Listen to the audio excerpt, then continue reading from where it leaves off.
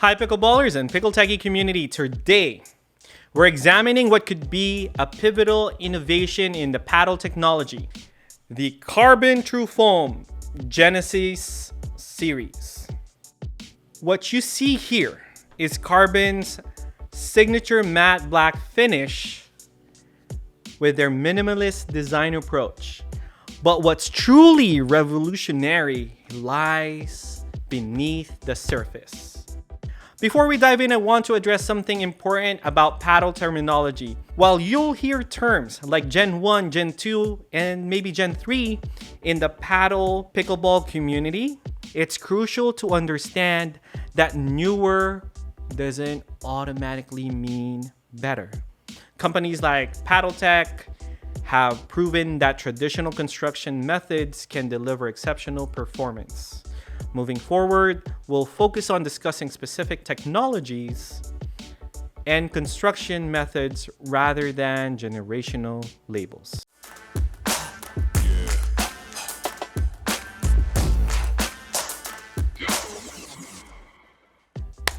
That said, to understand CRBN's innovations, let's quickly review current paddles construction types. Cold press, honeycomb, polypropylene, often called Gen 1. Hot pressed, thermoformed, honeycomb, often called Gen 2. And foam enhanced paddles with additional stabilizers, often called Gen 3. The TruFoam introduces something entirely different. 100% foam core construction without honeycomb or stabilizers. Before sharing our findings, let's cover two important points. This is not a sponsored review. Though CRBN did provide these paddles for testing, the TruFoam Genesis series retails for $280, and you can save 10% using code PickleTechie when you purchase directly from crbnpickleball.com. With you using our code, you will be supporting the channel and we will get a tiny commission to continue creating content like these. Let's examine our testing data. The TruFoam Genesis 1, my personal favorite, has a swing weight of 122, a twist weight of 5.7, and 8-ounce static weight with a 5.5-inch handle. As a badminton player, what immediately struck me was how the paddle's unique core design creates exceptional dwell time without sacrificing stability. CRBN achieved this through their innovative injection molded void pattern, which they developed for over 18 months, and I believe at this point 300 prototypes.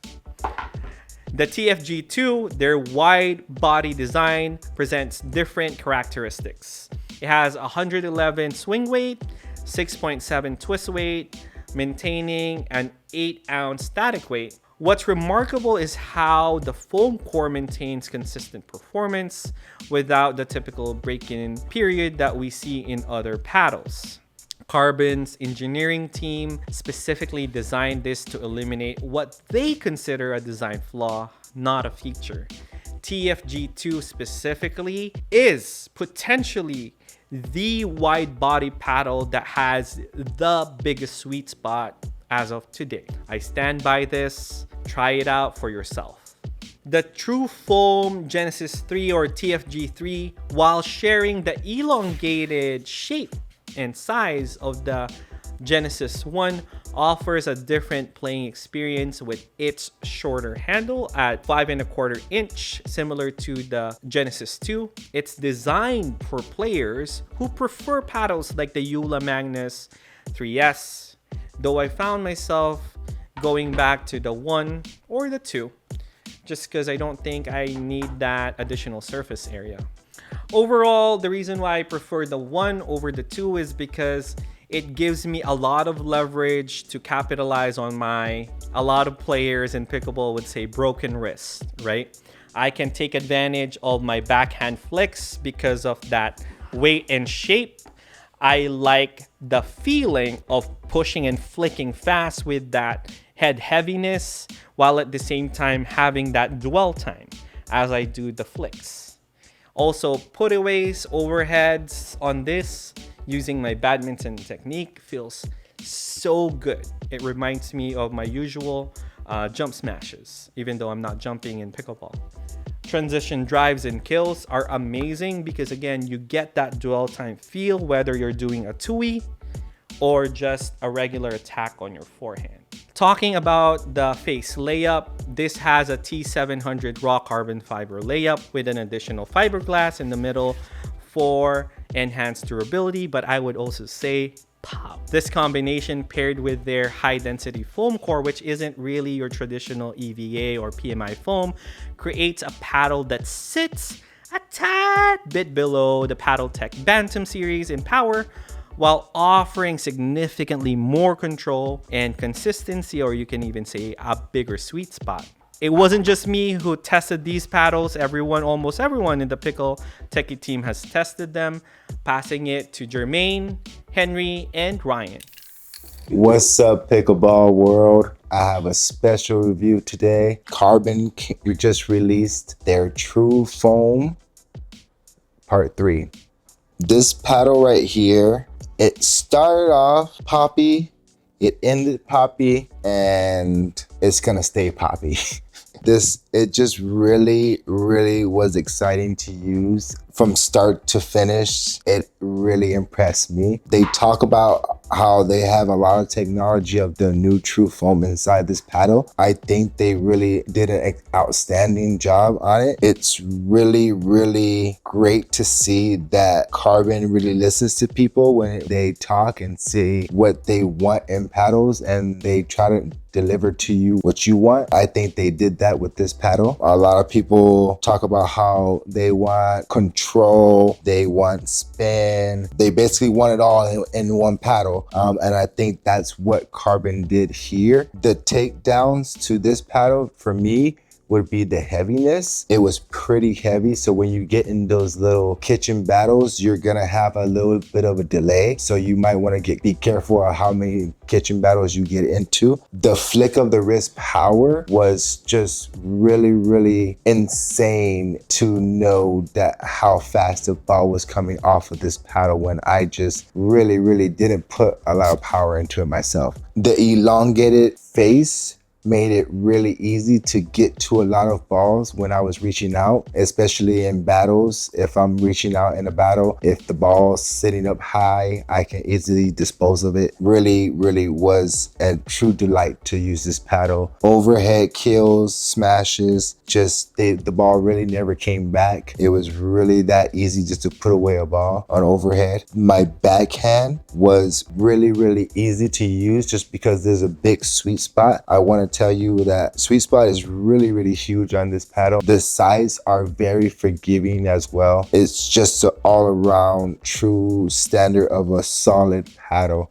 Dinks. When it came to dinks, it was very easy to dink. I felt like it was basically dinking by itself. Literally, it has a robot in its hands. I'm just there manipulating the paddle. It wasn't really hard to get any ball back in the kitchen. Resets, I found myself a little bit mad just with the resets because of how powerful it is. When you're trying to reset and you put the paddle out like that, it really has a lot of pop to it. So that was really one of the negatives I have about the paddle, but there's not too many. So don't wait too long to try to hear another negative about the paddle. There were times where I felt like my serve was a little bit too powerful, but as soon as I understood what I had to do to get the ball in, I could manipulate the paddle, and it was really a joy to serve with the paddle, only because I could pick and choose where I wanted to put my serve. When I would try to add spin to my serve as well, there was a lot of spin coming off of the paddle, so I really enjoyed that part as well. It's just truly a remarkable paddle. The Rhombus Ripple was my favorite paddle. The Carbon 2 TruFoam might be a little bit better just because of how light it's gonna be. I haven't demoed that yet, but I believe it might be better for some people for sure.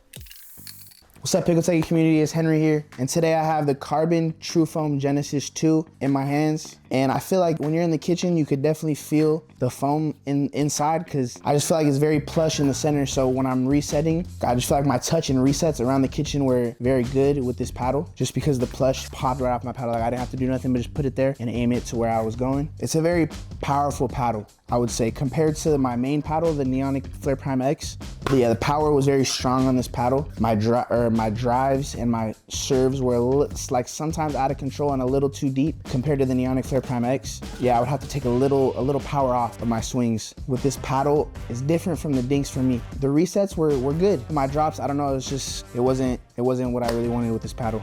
Overall, this is really a paddle I've never really adapted to. I wouldn't play as well as I wanted to. So yeah, the previous paddles I've used, like the Roar, Volair, the Neonic, even like the Flow Prime X and the Flare Prime X, all those are very similar, and this one is just it's different.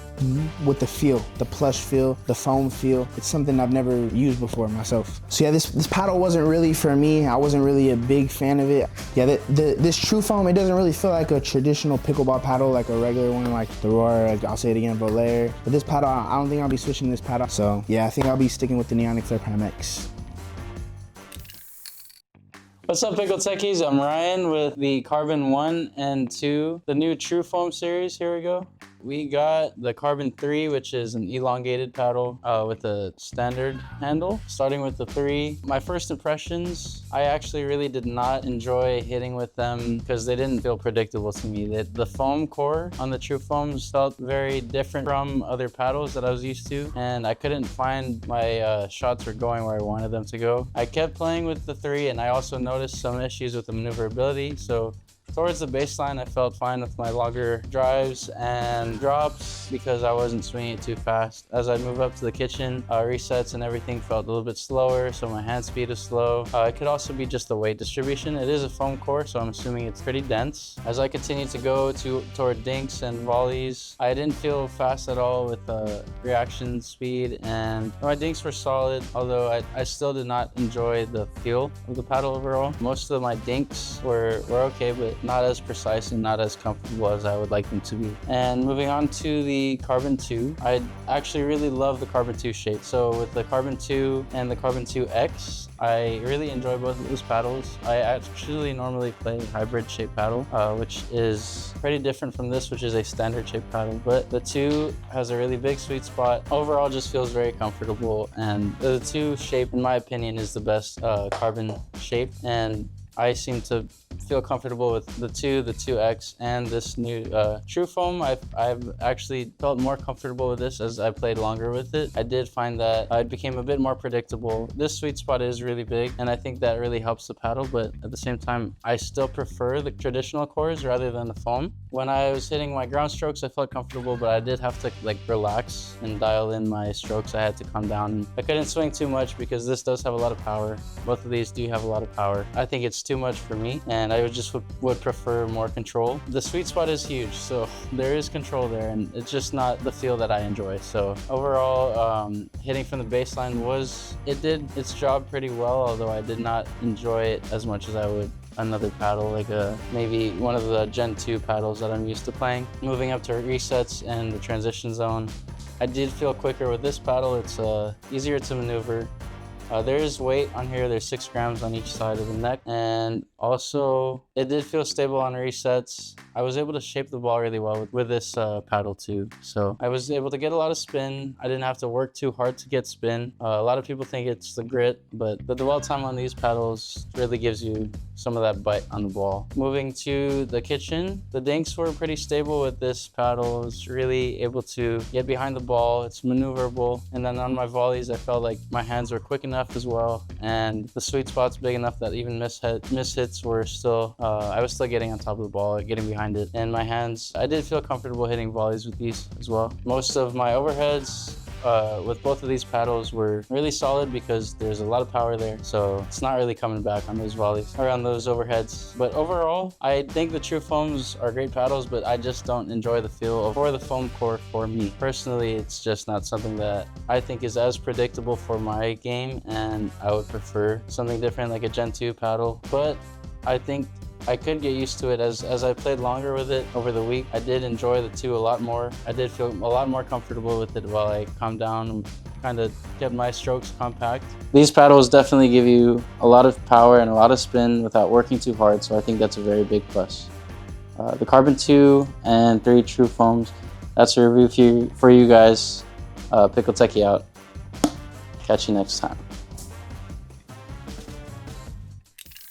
What's particularly noteworthy about these paddles is their engineering approach to longevity. Traditional Gen 3 paddles often face issues with delamination, often foam and polypropylene interfaces have issues. The TruFoam single-piece core design eliminates these potential failure points. Carbon has tested these extensively over and over for 6 months and more to ensure that they have that result. We will test that out as we play with them over the months to come. After extensive testing by our team, it's important to consider what the TruFoam Genesis series might mean for the future of pickleball.